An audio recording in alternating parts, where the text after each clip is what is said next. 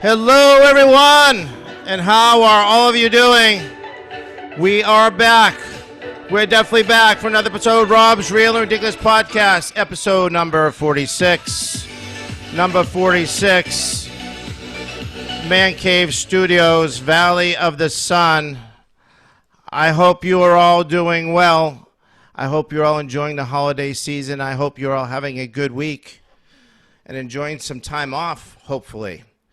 But we're going to get right into it today because she awaits us in the green room, the Zoom room, green room, as I like to say. Aggie Dent comes from us as a senior. She's a senior right now at NYU. She's a young woman working in the sports industry right now, and she covers pro basketball, soccer, and cricket, and is majoring in sports management. So among quite a few other things, a lot of really good other things that she's going to share with us today. Aggie, welcome to the show.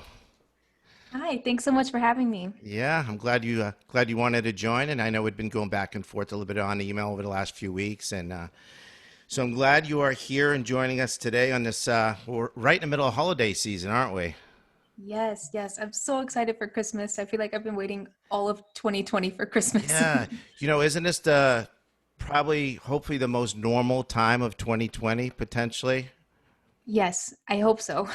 We went to a couple weeks ago, one of the malls here, and it just seemed good to see things decorated and people out, although people are wearing masks and everything out. I'm out here in Arizona, so I'm originally from Boston, just so you know, so I've been out here since the early 80s, but I know right now you reside in New York, correct?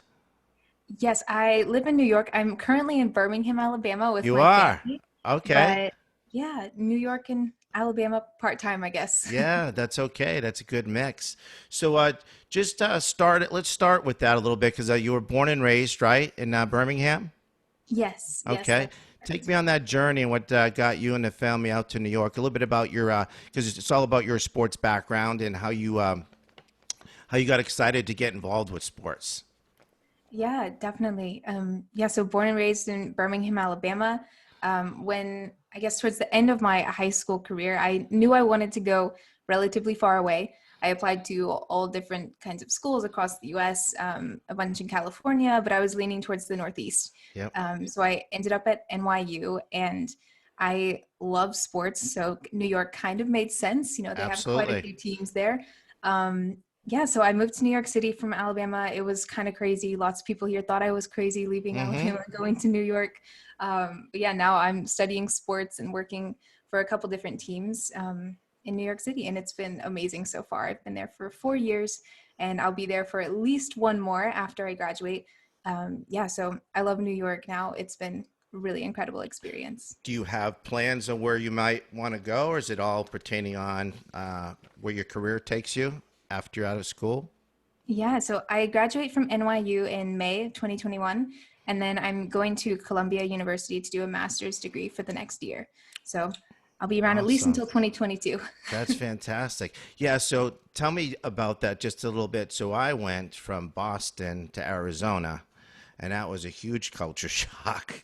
So I went from the Yes. city to, I guess you could say, I always joke and say the wild, wild west, especially it seemed that way when I first moved out here. Now it's a little bit more metropolitan, a little bit more built up, excuse me. But what was that like for you? Yeah, I think the most exciting part was how everybody in New York is from somewhere else. Yep, Every now and then you'll find a true. native New Yorker, but I thought it was amazing because growing up in Alabama, that's not really the case. Right when I moved to New York, my roommate my freshman year was from Turkey, so that was crazy exciting. I learned all about her culture and stuff. And then just as I went on, I found myself working in international sport, and I hadn't really had that here. Yeah, I grew up with Alabama football, and that's about it. Maybe some yeah, baseball thrown in there. But yeah, I was really opened up to international friends and international people, which led to international sport, yeah, which was really cool. So I just kind of jumped in, and I know like they always say New York is the melting pot of yeah, everything. yeah. um, yeah. It's funny you say that because you just took the words right out of my mouth. I was going to say melting pot. Sometimes I don't, being a Northeaster myself, it's a Hmm. lot more of the same people. I've still got friends still living in the same city and everything else, but New York is a melting pot. They go there, it's the Mecca, right? You go there Yeah. for sports, entertainment, modeling, acting, everything. So sometimes I don't think about how you do have a diverse group of people coming from other parts of the world and of the US going over there. Yeah, definitely. You could see it in everything, like in the people, in the food, in Yeah. the city itself, like the neighborhood. Like NYU is in Greenwich Village, but I live right next to, like, they call it Little Ukraine. Like there's a lot of Ukrainian restaurants right down the street from NYU, and I Yeah. definitely not had that experience living in Alabama. But yeah, the culture there is amazing. I love it. I think another hard part was just going from like the relaxed feel of Alabama to the hustle and bustle of the city. I love that. Like I wanted the pace. I like the go, go, go feel, but that was hard to get adjusted to at first. That's so true. It's so true. So my other job, my day job, I work for American Express. So I'll frequent Mhm. down in New York, down at the tower for Amex, and I kind of like getting that feel back when I'm there because it's everybody's dressed up, it's everybody's business like, but it's all go right. It's all hustle. Yeah. Yes, definitely. I love it though. Like I Yeah. need the pace. I like walking around, walking 20 blocks where I have to go. Yep.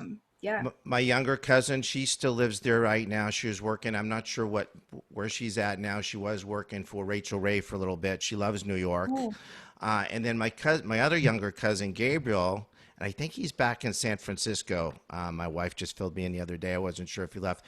Gabriel Giacopo, he was attending NYU, as a matter of oh, fact. cool. Yeah, he was on the swim team and getting involved with singing and everything else like that in the arts industry too. So good Yeah. stuff. How about the snow?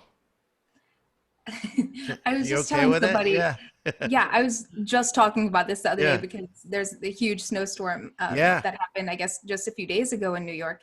The first snow in New York, my freshman year, 4 years ago, I just assumed that classes would be canceled because it's snowing. In Alabama, there's a 20% chance of a half an inch of snow, and we cancel school. So Right. I just assumed that we would be out for the day. I didn't want to go to class that day. I put on my coat. I know I was slipping all over the ice. I was so scared, went back home, stayed in bed. um, Not my favorite thing. I like it now, and I do look forward to like New York Christmas and stuff like that. But the first snow of my first year there was traumatizing. Yeah. Yeah, I agree. This time of year, I wish we had it. Yeah. Right around the holiday season. Give me 2 weeks of it, and I'd be completely happy with it. But it's the other time of the year, and from what I remember, them saying just a couple of days ago too, this is kind of early for a big snowstorm to come this early in December. Usually, you're getting like a couple of inches versus 8 to 10. I know Right. they got up in Massachusetts. Yeah, Yeah, I yeah, know I think my second year in New York, there was a huge snowstorm, but it was in January, so it felt a little bit later. yep, But yeah, that was tough too. I had so many layers. I know NYU is around Washington Square Park, and the whole park was covered, snowball fights everywhere. It yeah, was You accidentally run into a snowball fight, and you have to yeah. participate. There's no choice. Oh yeah, no way But you can pass on that. Yeah, that takes me back. Those are good times. Good times. yes. All right, so just swinging in because I did listen to a few of your clips. I shouldn't say good clips. You get a lot of good stuff out there because you seem like you got a nice guest list. You've been doing your podcast since what, last April? Yes. Okay, April. yeah. So what got you started? What triggered? I want to start a podcast, and it's Yeah. Adventures with Aggie, right? Yes. Yeah. So Adventures with Aggie started in April. I was doing a lot of really cool virtual programming with NYU. And after the school year ended, I was like, I don't really want to stop yet. I know everybody had a lot of extra time on their hands, just as far as people working in the sports industry. They definitely had like an extra 30 minutes or so to speak on a Right. podcast. So true.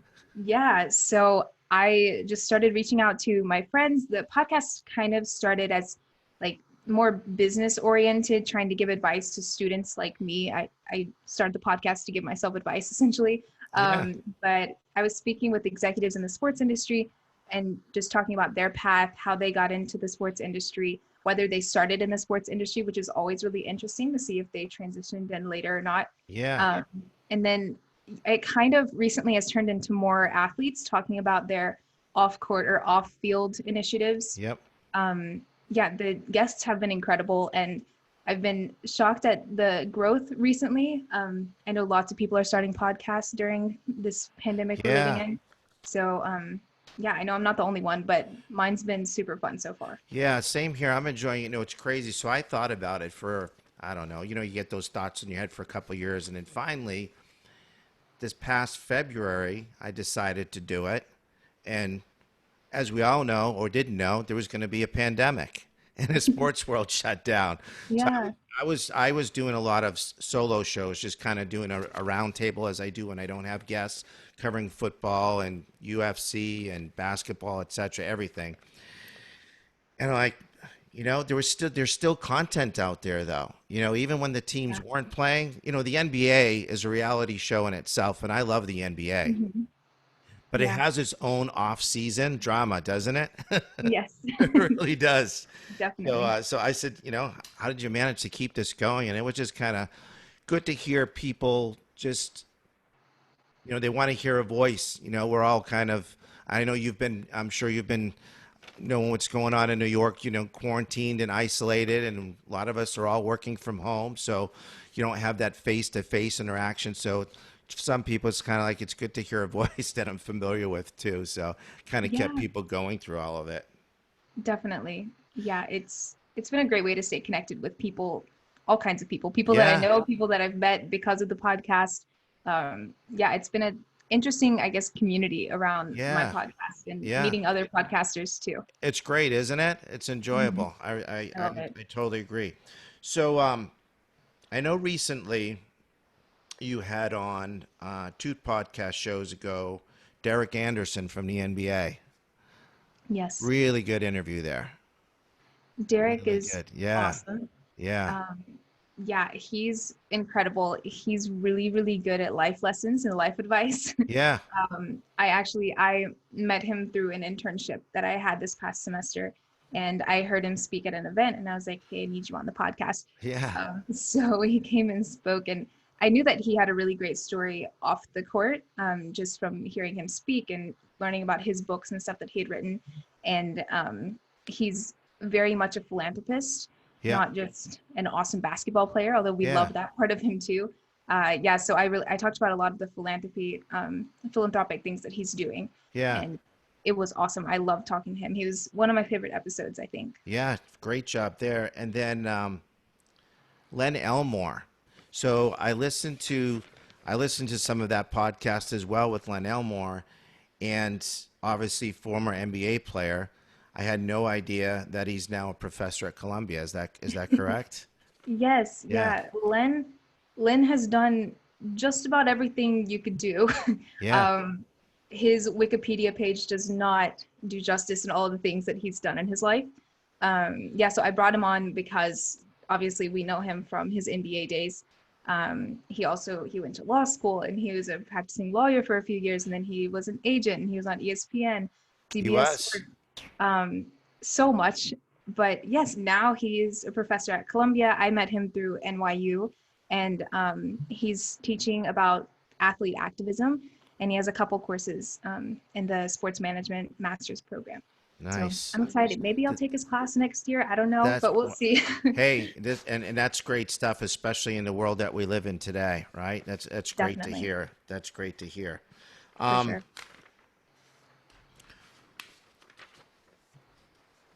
you also work as director of research, right, and engagement for the Flint United Basketball Club.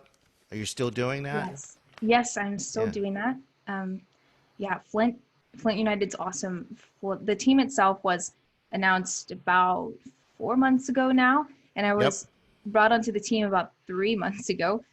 So it's all very new, which is really exciting. So really getting to build the team from the ground up has been an awesome experience. Yeah, so they compete in the basketball league. Yep. I believe they've onboarded 18, 19 teams during COVID-19. So that's Really? crazy. The league is growing a lot. And Flint United is one of those teams. Um, I was shocked that Flint, Michigan didn't have a professional basketball team yet because of the basketball culture and history that the city holds. Yep. Just people like Kyle Kuzma, JaVale McGee. We know all these big names come from Flint.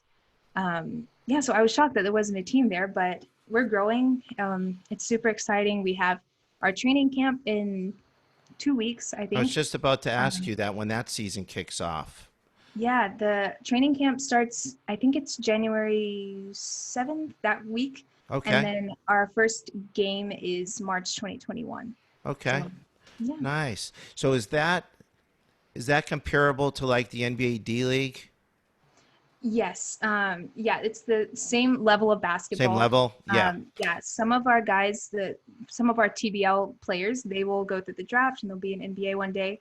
Yeah, the league is just a lot younger. So So that's good pretty good. opportunity. It's another good opportunity for guys coming out of college, right?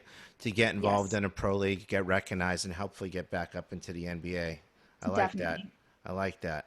Um, the other thing you cover a number of things: soccer, football, some swimming, cricket, wheelchair rugby. Yes. Tell me a little bit about that. That's awesome. Yeah, this is kind of a new development, I think, within Adventures with Aggie. On the podcast, I'm in, I think it's going to be the last week of January, maybe first week of February. I'm doing an Adventures with Aggie Road to Tokyo series.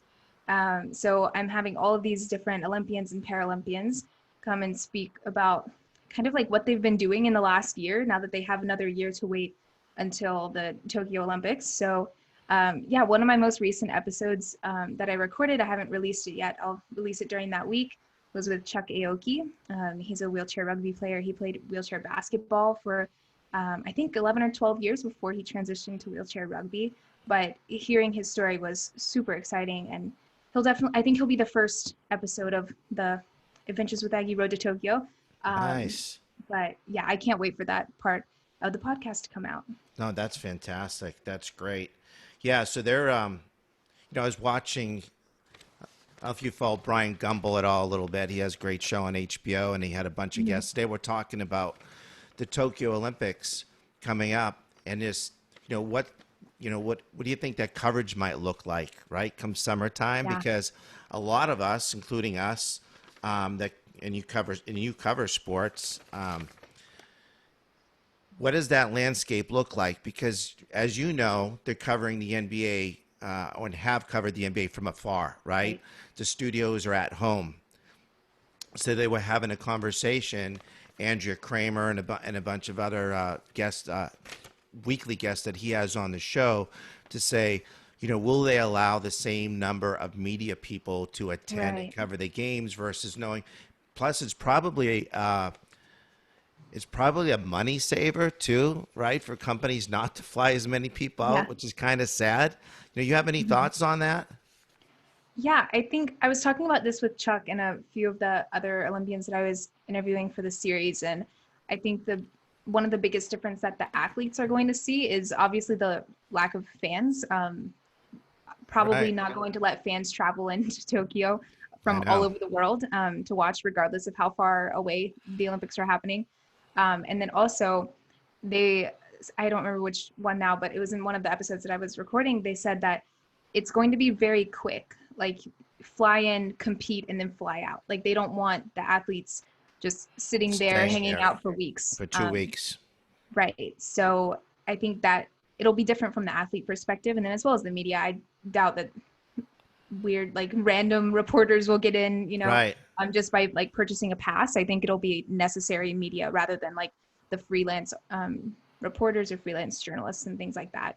But yeah, I think it's going to be hard on the athletes, but I'm Yeah, looking forward to it. I love watching it regardless of if there are I do fans there or too. anything. I do But too.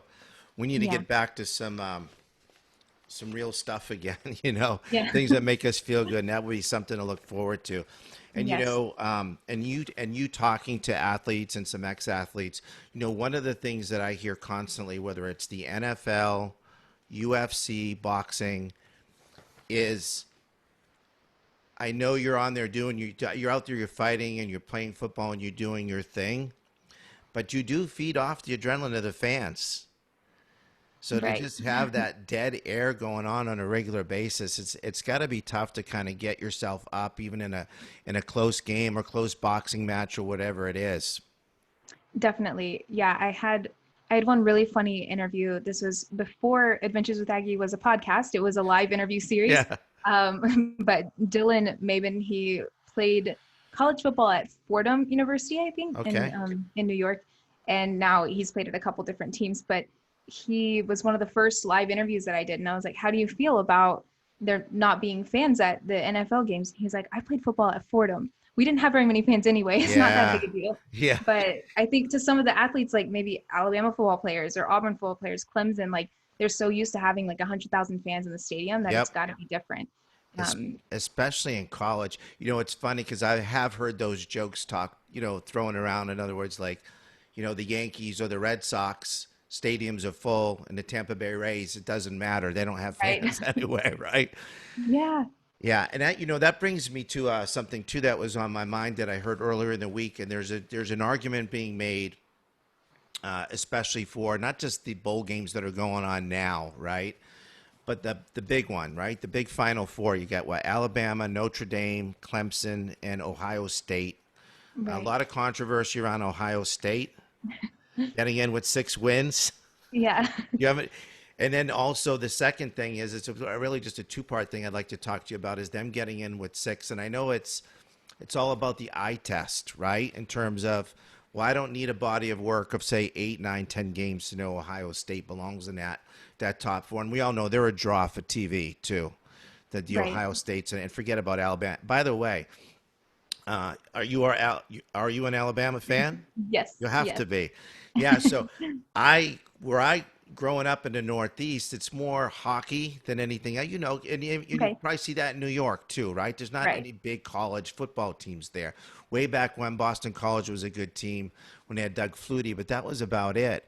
But so my go-to team, I like Ohio State, I like Notre Dame, but my favorite team's Alabama, believe it or not. I'm a big Nick Saban fan, Okay. and he's got ties to the Patriots. He worked under Bill Belichick for Yeah. years with Cleveland and a few other teams. So Alabama is one of them for me. But what they also talked about is, can you at least get family into these bowl games? Oh yeah. Yeah. I feel like maybe. I'm Right? not sure, but I think that it could happen if they're tested or if there's like protocols being Right. taken within the stadium. Um, yeah, I mean, I know like Alabama, Ole Miss, a couple of the teams down here, they are allowing fans in the stadiums, like limited amount Yep. of students and limited amount of like season ticket holders and things. So I don't know, you would think that it would be possible to let a very small number of family members come in because odds are they've been seeing the family members anyway. So Yeah. they've all been around each other. But I mean, I think that would be great to let That's how I somebody. feel, right? And Yeah, it's for a lot of these players, as you know, you're a senior, and I know you're going on to Columbia for another year. But this is maybe some players, male or female, aren't going pro, right? right. And this is it. This is their swan song. This is their last year as a senior. So you kind of want to go out with a nice, a good feeling about it. And without having fans, at least having family there, I think would be something that they need to really look into. Yeah, definitely. Like, Especially like considering the last year that happened. Like I was talking to the NYU basketball team, NYU baseball team, and things. And like when their season was cut in March, like they didn't know that was coming. But now right. we know it's coming. Like we know the season's ending, and the seniors are going to be upset. So why not try to make it a little better with That inviting their mom? You know? that's Um, true. That's yeah, we'll true. see. I totally agree. All right, so we're gonna get into some of your sports, your teams, and your hobbies. So you're a big Yankees fan, and you can see over my shoulder, I'm a Boston Red Sox fan, Boston fan. So how long? So how long you been following the Yankees? Since you've been there for the last 4 years, I'm gonna just guess. Um, yeah, actually, my dad has been a Yankees fan his whole life. So I picked up the Yankees pretty at a pretty young age. It was kind of random, I guess, for with a well, with no young girl. baseball in Alabama either, Yeah, right? No professional right. teams. Yeah, Yeah. yeah, Yeah, I have a lot of friends that are Braves fans just because of the convenience of being able to go to those games. yep. I think actually I was talking about this yesterday too with the NYU baseball team. I think my first MLB game was a White Sox game. Kind of random, but I I don't know why I didn't pick them up. Like I feel like sometimes people are like, oh, they were my first game, so they're my team now. Um, but yeah, I don't know. I picked up the Yankees when I was really young, and I love the history. Like just, I feel like Yes. there's always something to uncover with Yankees baseball history, which I love. But yeah, Yankees, Yankees Yeah, forever. you got a good 1-2 combination there with Judge and Stanton, and Yeah, they've come up a little. I thought it was gonna be Yankees Dodgers. I don't know about you in a World yeah, Series. So, yeah. um, I thought so, yeah, but I'm glad that Stanton's back too. I know he's been kind of off and on with his injuries and off stuff. and So on I think, fighting injuries, right? And yeah, hopefully, they still haven't figured this thing out yet, have they, for this upcoming season? yeah, no, not really. The Yeah, owners are going back and forth, I guess, with the hmm CBA. That's the last thing I saw. Now they're saying, do we right. want to play 140? Is it 80? And then I just heard this morning that, and I don't know who proposed this, if it was the owner or the league, that they are thinking about having all players vaccinated before they start the league up again. Yeah, I think that caused some controversy within the news. Um, Right. I've actually been talking about this in my classes quite a bit, just with all the sports management classes I take, and like whether or not athletes should be prioritized over other groups, maybe like people battling COVID in the hospitals and Yeah. things like that. Yeah, I don't know. We'll see. I think it would be kind of shocking if that does get approved for MLB to be vaccinated rather than any Yeah. other league in the Yeah. world. Yeah, or people that are really in need, to your point, right? Right, I think the timing is not right for that right now. right. And I think bringing sports back as they did. Do you follow UFC at all? Not much. Every now and then, Every but now not and much. then, I know you follow boxing, and we'll get into that, right? Yeah. A little bit. But and the reason why I bring it up, I'm a big UFC guy, big Dana White guy who runs the league. The one thing Yeah. he managed to do, I always find this with successful people, and you've interviewed quite a few successful people. They just have this inner energy, drive, and desire to push through things, right? Not Right. just go through them without making sure you have everything, all the checks and balances in place. He's the one guy that has managed to push through this week after week after week without delaying. And, some people have thrown darts saying, well, because you're a money grab. Well, no, he's looking out for his employees. A lot of Right. these fighters don't, unless you're at the top of the food chain, they're not making a ton of money either to survive day to day. Sure. Yeah. So it's We'll tough. see. It's tough. We'll see what happens there. And you're a Knicks fan, unfortunately, right? Yes. um, yes, that's another thing. Sorry to say that, but Yeah, no, I would it, love to it see that happens. franchise turn around because there's just too Yes. much history there. Yeah. I've had my Knicks stuff on all day, put on my jersey tonight, but Yep. I've gotten quite a few of sad Instagram DMs today from posting about how excited I am about the game tonight. But yeah, I don't know. I hope they can turn around. I feel like there's a lot of work to be done, Yep. not just on the court or not just within the team, but within management and just some of their practices and stuff that I think need to be a little bit, I guess, revamped. Yeah. But yeah, there's a lot of work to do. Too Still much love them. turnover there. Of course, Yeah, through thick and thin, we got to stick through our teams, right? You just can't right. jump ship like some people do. But I'd like to see that franchise turn around. And Yeah. I think there's 13 games tonight, opening night, which is Yes. exciting, which is Yeah. really exciting. Last night, you had Golden State got walloped. I don't know if you saw any of that Yeah. by I saw a little Jersey. bit. Jersey looks good. hmm Now with Yeah. Kevin Durant and Kyrie Irving together, let's see if any drama stirs up there. But Yeah. that's I'll tell you what, if there isn't, and I'm a big Steve Nash guy, and I'm going to pull for him hmm as a coach. I feel like the point guard in basketball and the catcher in baseball have great vision to the floor game, to the baseball, right, the fields, Right. and I think they become great coaches. Yeah, And so definitely. I'm excited yeah, about Steve Nash. I yeah, think the Nets are definitely somebody to watch or a team to watch this year. They have quite a few power players now, and they I don't do. know. We'll see what Steve Nash does, but I'm excited. Yeah, I think that's a good one to watch. And obviously, look stacked again, regardless of Yeah. them losing last night. Big deal, right? It's game Yes. one. It's game one of 72. So, a Yes. championship wasn't won or lost last night. We talked about University of Alabama. And then that's the Sydney Sixers. That's right, the Sydney Sixers. And Yeah. then tell me a little bit about them. Yeah, so the Sydney Sixers are a BBL, this Big Bash League cricket team Yeah. based in Australia. I'm interning for them right now, just working on some fan engagement things. But I was able to travel to Sydney. I think it was fall of 2018, maybe summer of 2018. Okay. And it was through NYU, and we got to meet with a bunch of different sports teams there, leagues, teams. I was doing research on women working in Australian sport and then Yeah. doing like a comparative analysis to women working in American sports. And I met the Sixers there. It was super fun. I love the team. So I kind of picked them up and I've been watching them. It's kind of hard to watch them considering the time difference, but still stay on top of things. But yeah, the research project was really what stuck, I guess, made the Sixers stick with me.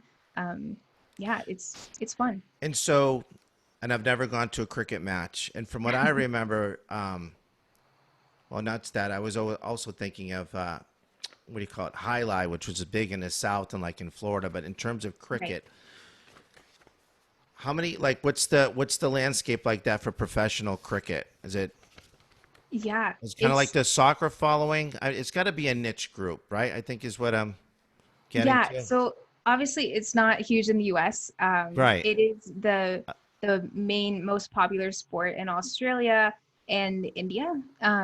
It's huge there, and maybe one day it'll grow here too. I think the I was talking with a couple of my friends that work there, and it's about like the first step, like getting someone to turn on a cricket match. That's all it takes. Like you just have to turn it on and Yep. then like maybe watch I don't know, 30 minutes, an hour of it, and then you'll Yeah. get the hang of it because Gotcha. it is similar to baseball. Yeah. There are a bunch of like nuances and things, but I mean even the pitch is a circle and that's not normal for any American sports. Yeah. But yeah, the education piece is I think what makes cricket I guess tough to grow within the US because Yep. there are already so many professional sports teams and leagues here that are huge and have like this great following and stuff. So trying to add cricket, which isn't even a new sport, Right. It's it's been very around old. for a long time. You're right. Yeah, yeah. So that's really cool. I think another one, Australian rules football. I did go to an Aussie rules game while I was in Sydney, and that was incredible. I wish that that would grow, but it's called Aussie rules for a reason. It's really popular in Australia. Yeah. So I don't know. We'll see, but I would love to see more Australian sport growing. Yeah, and big fan following in those countries, right? Do they get big Yes. draws, kind of like soccer? Yeah, it's like soccer and Yeah, rugby, I would say. yeah. Um, And both very soccer's really grown quite a bit in the States. Do you agree with that over the yeah. years? Yes, I think it's grown a lot, whether it's people following European soccer, British soccer, English soccer, or MLS. I think MLS is developing a lot right now. A few years ago, I don't know, 4 years ago, I probably had watched maybe one or two MLS games Yep. ever. Yep. But now I watch it pretty regularly. I think they're doing a really good job. They handled the bubble really well. They did, didn't So, they? They did a great yeah, job with that bubble down in Florida. definitely. Yeah.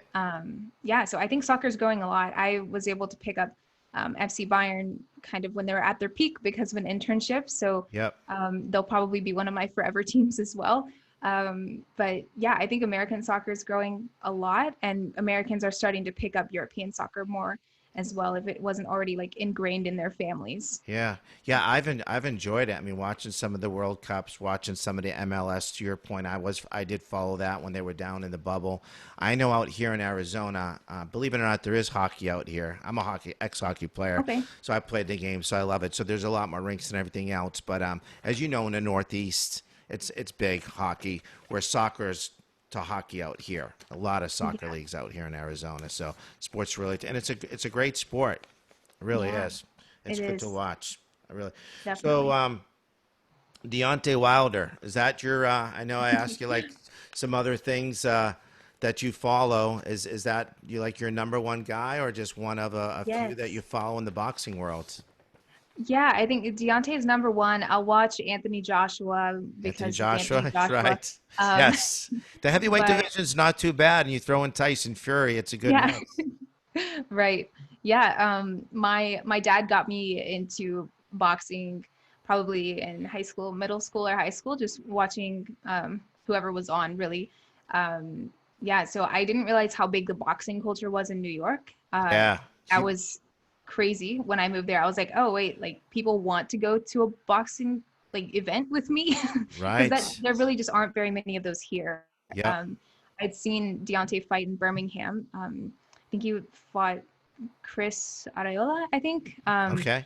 And that was awesome. That was kind of when it stuck. I know it was hard convincing my mom to let me go to a boxing Yeah. match with my dad and my uncle when I was probably a freshman, sophomore in high school. Yeah.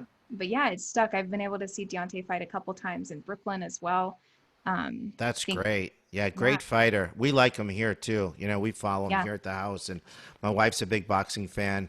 My mother-in-law is from Guadalajara, Mexico, so they're big Canelo fans. So they were okay, more than excited last weekend with the Canelo fight. But yeah, I like what that heavyweight division shaping into. You know, and definitely. he brings a lot of flair to it too, and he Hmm. can back it. I like it a lot. Yeah, yeah. I think it's cool. There are a lot of really good guys in heavyweight right now. Yeah, I know some divisions, like there's kind of that one person that just dominates dominates. the whole Yeah, time.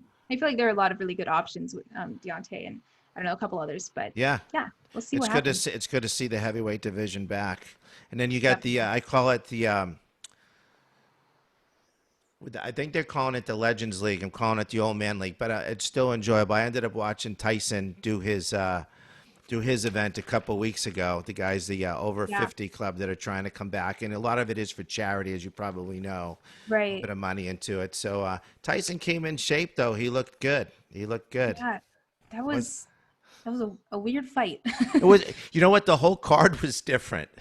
wasn't it? I mean, between Hmm. Snoop Dogg coming out and Yeah. doing his thing, and it was, yeah. I don't know. It's tough to say if I got the bang Yeah. for the buck, but anything Mike Tyson does is always interesting. I wish it was a little Yep. bit better. I don't think the fight was a draw. I don't know about you. I thought Tyson won.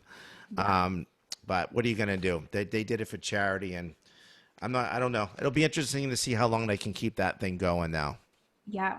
We'll see. I think I don't know, it's hard bringing back people who are older, maybe haven't been fighting regularly every single Yeah, day yeah. in their retirement and stuff. So lots of things could go wrong. So It I could, don't know. right? I feel like it might take one bad fight and One then bad we'll see thing, and what happens. I know that I know they were monitoring it Yeah. for cuts, right? And they were going to stop the fight. And Hmm. then the other fight was, you know, that YouTuber Jake Paul, Yeah.